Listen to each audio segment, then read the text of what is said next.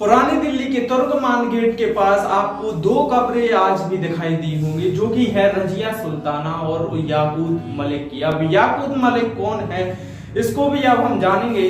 तो रजिया सुल्ताना को जानने से पहले हमें पहले थोड़ा इतिहास को जानना पड़ेगा। तो चलिए शुरू करते हैं। तो ये बात है दिल्ली सल्तनत 1206, जब गुलाम वंश का शासन हुआ करता था और गुलाम वंश की नींव मोहम्मद गौरी ने रखी थी। फिर उसके बाद आया कुतुबुद्दीन ऐबक, फिर आया अहरम शाह और ऐसी कई सारे राजा आए और इल्तुतमिश आया। और इल्तुतमिश के बाद उसकी बेटी ने दिल्ली सल्तनत की गद्दी पर राज किया। तो आज हम जानेंगे क्या है दिल्ली सल्तनत। शुरुआत होती है मोहम्मद गौरी का, जब वो शासनकाल हुआ करता था 1206 से, और फिर कुतुबुद्दीन ऐबक ने राज किया, रुकनुद्दीन फिरोज बैठे, फिर उसके बाद रजिया सुल्ताना आई। रजिया सुल्ताना इल्तुतमिश की वह बेटी थी जिसने दिल्ली की सल्तनत गद्दी पर राज किया। और उसके राज करने का राज यह है, इल्तुतमिश ने अपने 11 लड़कों को न चुनकर उसने अपनी बेटी को राजगद्दी के लिए चुना।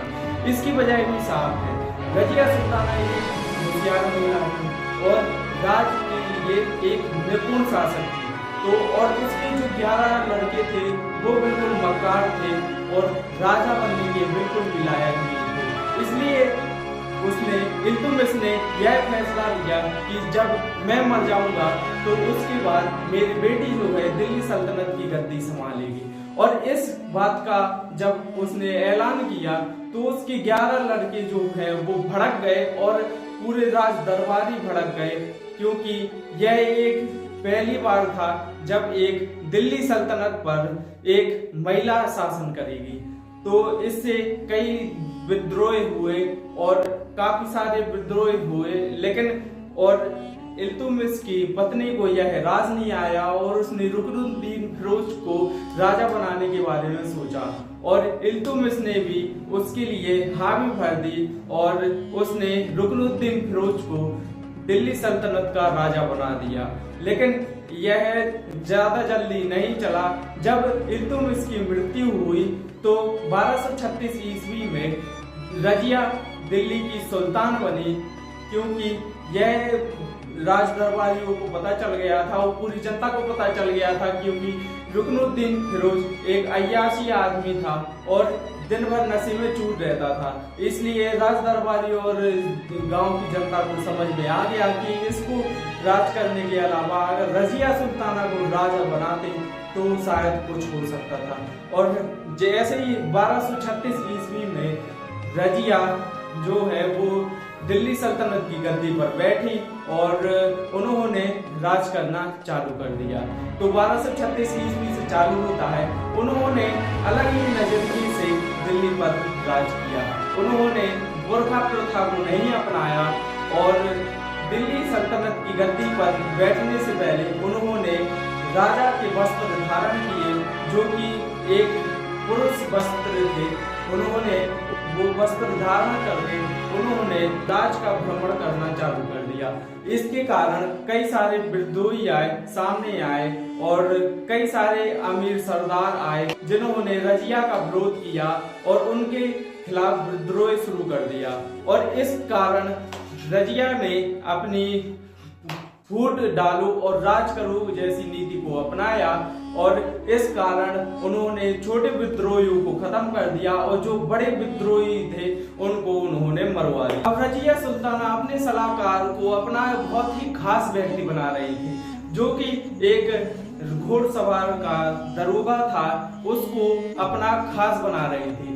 सबसे पहले उसने उस याकूत मलिक को अमीर बना दिया और उसके बाद अमीरों से भी बड़ा पद उसने हासिल कर दिया। धीरे धीरे करते उसने अपना बॉडीगार्ड बना लिया जो उसके साथ ज्यादा समय बिताता था। और दिल्ली की जनता को यह बात राज नहीं आई, क्योंकि एक याकूत मलिक जो कि बहुत ही नीचे हिस्से में काम करता था और तुर्की ना होने के बाद भी उसको एक बड़े पद पर बैठा दिया गया है। इसके कारण काफी सारे विद्रोह होने लगे, फिर से विद्रोह होने लगे। और एक था मलिक अल-दुनिया, वो राजा था जिसने रजिया सुल्ताना के सामने अपने ब्याह का प्रस्ताव रखा, लेकिन रजिया सुल्ताना ने उस प्रस्ताव को ठुकरा दिया, जिससे वह आग बबूला हो गया। और यह विद्रोही और भी उठने लगे जब रजिया सुल्ताना और मलिक याकूत के रिश्ते के बारे में पता चला। और इस विद्रोह के जरिए उस रजिया सुल्ताना को मलिक याकूत के वजह से मलिक अल्तुनिया से लड़ना पड़ा और इस युद्ध में रजिया सुल्ताना की हार हुई और उसे बंदी बना लिया गया। फिर उसके बाद बहराम शाह दिल्ली की राजगद्दी पर बैठा और उसने रजिया सुल्ताना को बंदी बना लिया और उसी बंदी बनाते चलते जो मलिक अल्तुनिया था उसने रजिया सुल्ताना के सामने एक प्रस्ताव फिर से रखा और उस रजिया सुल्ताना ने उसके ब्याह के प्रस्ताव को स्वीकार कर लिया और ये दिल्ली की ओर बढ़े। और दिल्ली की ओर बढ़ने के बाद उनका बहराम शाह के साथ युद्ध हुआ और उस युद्ध में भी रजिया सुल्ताना की हार हुई और वो जंगल में भटकने लगी। और रजिया सुल्ताना एक साधारण भेष में कई सारा सोना पहनकर एक पेड़ के नीचे लेट गई और आराम करने लगी। लेकिन तभी एक किसान आता है और वहां पर रजिया सुल्ताना को भी देखता है और देखता है कि वह सो रही है और उसके बदन पर काफी सारा सोना लगा है और उसको लालच में आकर उसने उस रजिया सुल्ताना को वहीं पर मार दिया और काफी सारा सोना लूट लिया। तो ये थी एक रजिया सुल्ताना जो कि दिल्ली सल्तनत की पहली महिला शासक थी, इसकी कहानी। तो अगर आपको वीडियो पसंद आए तो वीडियो को लाइक करना हो सके तो चैनल को सब्सक्राइब करना और ऐसी हिस्ट्री में वीडियो देखने के लिए तो नमस्कार, बाय बाय।